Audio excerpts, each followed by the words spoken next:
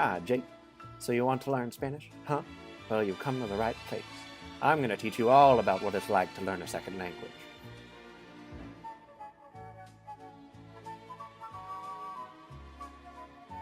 Well, before you start to learn a second language, it's important that you understand a few concepts first. The first is input. Input refers to all words, contexts, and other forms of language to which a learner is exposed. Input is very important for learning a second language, and people would probably be lost without it. The second thing you need to understand is second language acquisition. Now, this sounds very straightforward, but it is important to understand what happens when adults try to learn a second language. As children, most of us acquire language rapidly and with very little effort. However, there is something in the field of language learning called the critical period.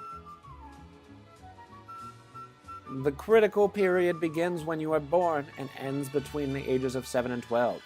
During that time, a child has the ability to learn any language to the same degree as a native speaker. After that time, it becomes increasingly more difficult for a person to fully acquire a second language. Now I know what you're thinking. Does that mean that I will not be able to learn Spanish? No, of course not, you dummy. It just means that it will take a little more work, and most adults who learn a second language will never fully achieve that native fluency that we speak of. But that's okay, because the main goal of language learning is communication, so that's what we should always be striving for. Now that you understand a few things about learning a second language, I bet you're wondering where all of this learning takes place. The answer is simple. Language learning can happen anywhere.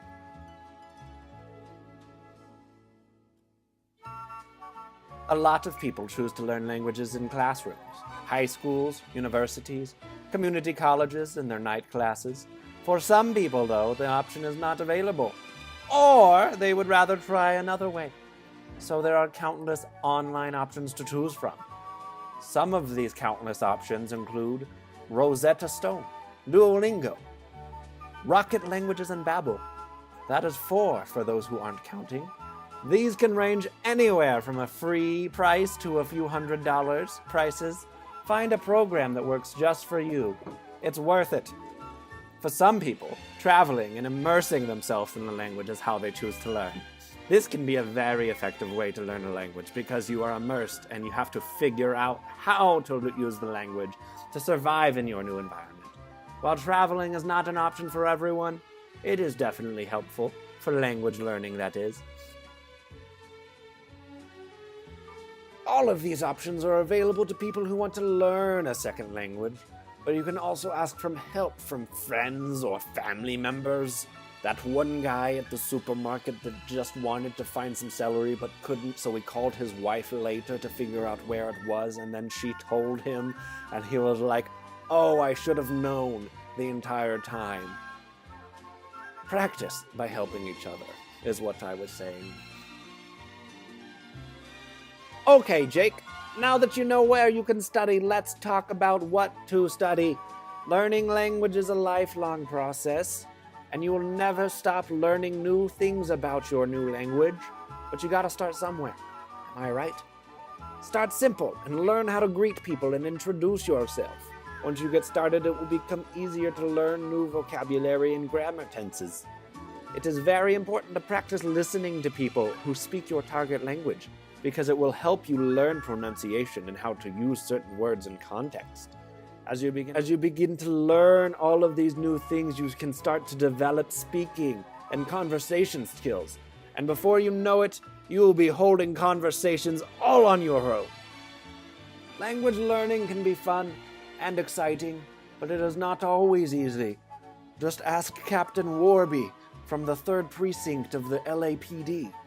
Sometimes you can find yourself becoming discouraged or stressed about your progress.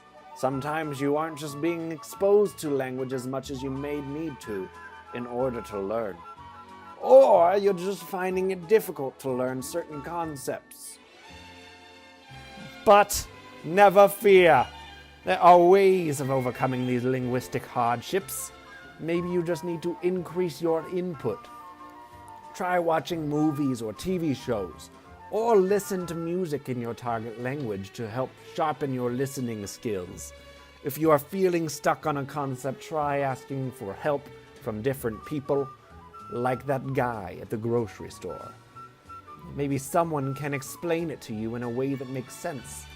Find more study material and read as much as you can. But the best way to overcome roadblocks is to practice, practice, and practice some more.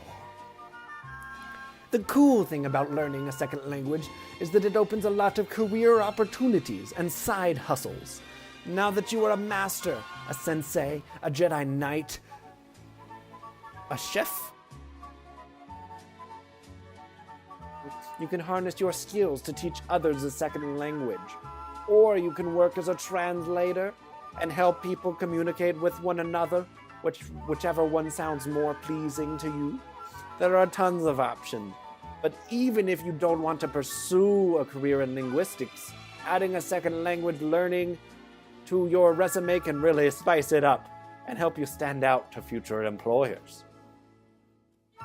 Whatever you decide to do with your newly found skill, remember that language learning is a process, and it can take a long time to become fluent in anything, especially something as complex as a language. So find a language method that works for you, and stick with it. It'll be worth it. Adios, compadre.